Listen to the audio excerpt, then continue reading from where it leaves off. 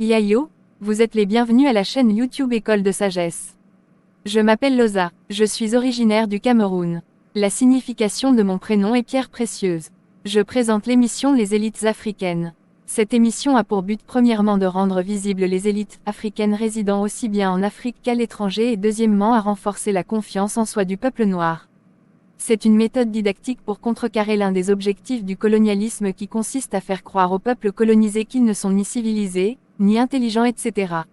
Le peuple noir doit connaître et révaloriser ses propres génies qui ont révolutionné le monde avec leurs idées et leurs œuvres. Ces élites africaines sont les modèles et la fierté du peuple noir. Cette émission est un miroir qui reflète une partie de la vraie histoire du peuple noir, à savoir la vie des élites africaines que le colonialisme cache. Aujourd'hui je vais présenter l'élite afro-américaine Jane Cook Wright. Elle était née le 20 novembre 1919 à New York City aux États-Unis. Ses parents étaient Louis Tompkins Wright et Corinne Cook. Son père avait été l'un des premiers afro-américains à obtenir un diplôme en médecine à l'école de médecine de Harvard. Il était le premier chirurgien afro-américain de la police de New York.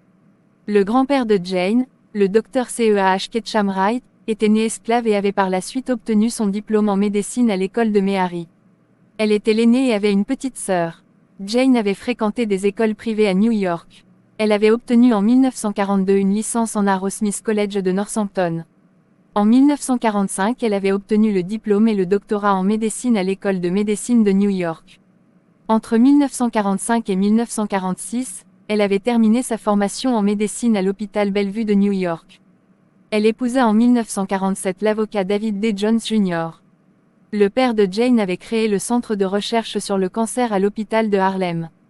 En 1949, elle travailla avec son père au centre. Son père travaillait au laboratoire et Jane effectuait des essais sur les patients. À la mort de son père en 1950, le centre de recherche sur le cancer à l'hôpital de Harlem devint la Fondation pour la recherche sur le cancer de l'hôpital de Harlem. Elle devint la directrice de la fondation après la mort de ce dernier.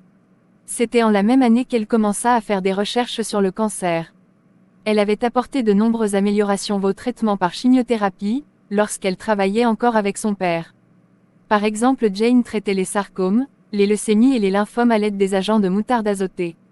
Elle était la première chercheuse à utiliser les cellules des tumeurs pour tester les médicaments chimiothérapeutiques et aussi elle inventa de nouvelles techniques non chirurgicales pour traiter les types de cancers qui n'étaient pas accessibles dans les reins et la rate. En 1955, Jane avait obtenu la direction de la recherche sur la chimiothérapie du cancer au centre médical de l'Université de New York. En plus de cela, elle était professeure de recherche en chirurgie dans le département de chirurgie du centre médical.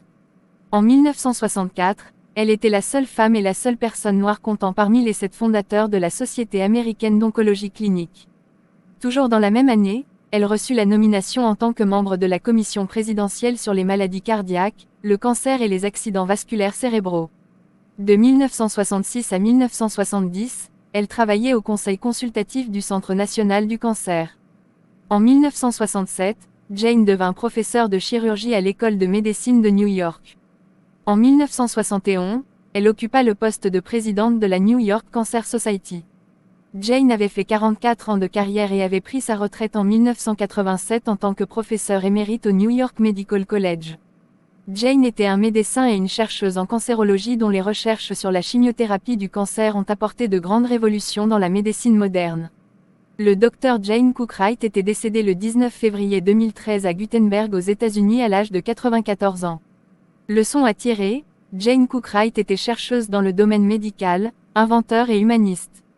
Voici quelques-unes de ses positives compétences que le peuple noir devrait imiter. Elle avait un bon œil pour observer la vie quotidienne, elle était très intelligente pour mener des réflexions sur certains problèmes quotidiens, elle était très ambitieuse et confiante en elle-même, elle s'inspirait des problèmes quotidiens pour trouver des solutions en inventant de meilleures méthodes de traitement du cancer. Le racisme de la société blanche américaine n'avait pas pu la freiner dans ses ambitions, c'était par amour pour l'humanité qu'elle s'était investie pleinement aux recherches médicales. L'émission est presque terminée. Cette émission enseigne une autre facette de la vraie histoire du peuple noir. Un exemple de cette facette est l'élite afro-américaine Dr Jane Cook Wright dont les travaux de recherche et les découvertes ont contribué à une révolution médicale dans le domaine du traitement du cancer.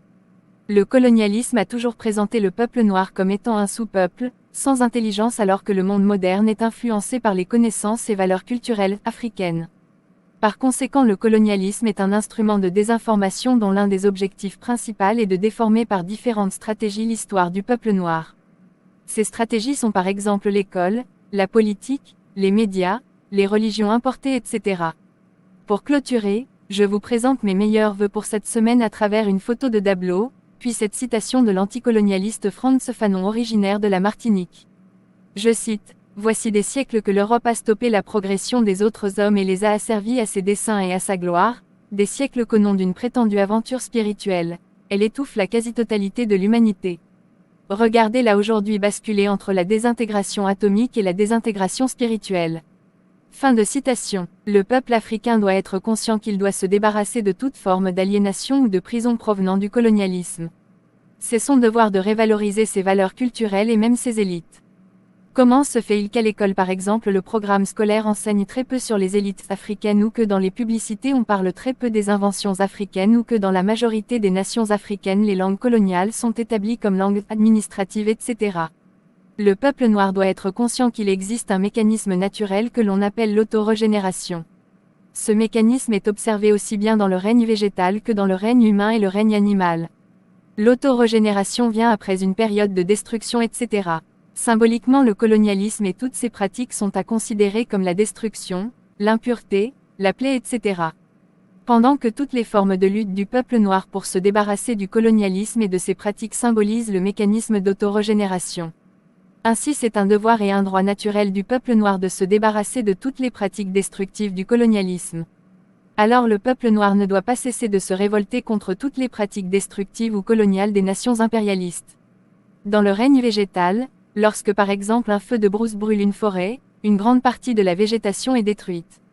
Quelque temps plus tard, la forêt se régénère elle-même par le fait que de nouvelles plantes poussent et la forêt réapparaît. Dans cet exemple, le feu de brousse symbolise la destruction et la repousse de la végétation symbolise l'autorégénération. Dans le règne animal, par exemple, beaucoup d'animaux ont leur méthode pour faire la toilette et se débarrasser des parasites qui sont sur leur corps. Ici par exemple, les saletés et les parasites représentent l'impureté, puis la toilette et l'élimination des parasites symbolisent l'autorégénération. Dans le règne humain, lorsqu'une partie du corps est blessée, le corps humain a ses propres méthodes pour cicatriser la plaie et lutter contre les infections. Dans ce cas, la blessure du corps humain et les bactéries symbolisent la plaie, puis le mécanisme de cicatrisation et de lutte contre les infections représente l'autorégénération. Le mécanisme d'autorégénération se renouvelle autant de fois que l'équilibre du règne végétal, ou animal, ou humain est menacé. De plus, c'est un mécanisme qui s'opère par réflexe et non sur ordre de qui que ce soit. Ce qui veut dire que le peuple noir doit être attentif à tout ce qui se passe autour de lui, pour agir par réflexe contre toutes les formes de colonialisme qui perturberaient son équilibre, son bien-être.